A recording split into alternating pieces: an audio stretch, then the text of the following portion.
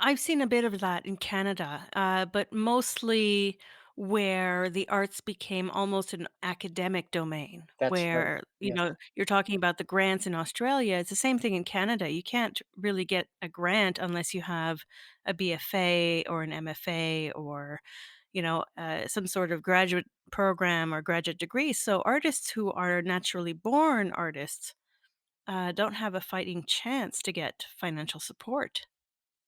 Yeah. Yeah. And I think also I thought about this recently, and I wanted to. I don't know if we're going to touch on some of my projects that I created. Let's say directed, but created. And I I like to work in a kind of collaborative way, even though I really guide it, and I'm a strong director, in fact. But I actually work collaboratively.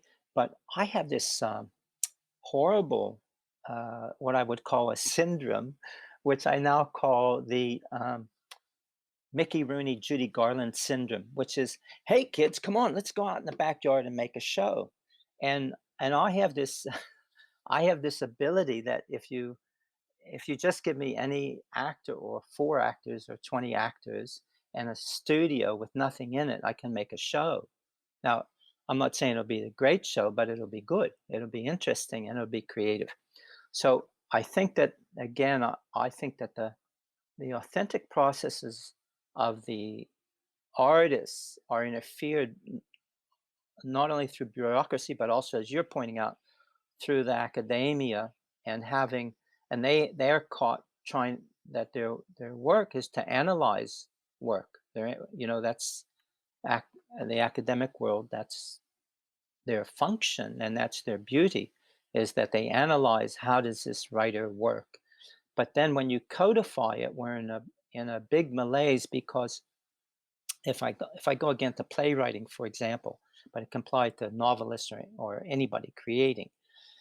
But if you took, let's say, 20 successful um, playwrights, say 10 women and 10 men who have produced and everything, and you talk to them about their creative process, you would see there's extreme diversity in approaches, how they schedule themselves, how they work with their subconscious, how they work with their conscious. So when you get caught codifying or art, we're in a bit of difficulty.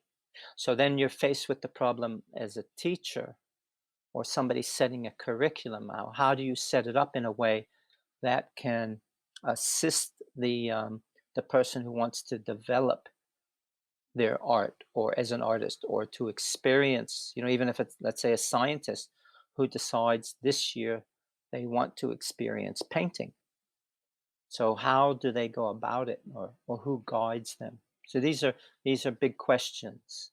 And we think we people thought, like in the universities and the arts bureaucracies, thought that they came up with an answer, and we had to give in to that if you wanted to get your grant or if you wanted to get support.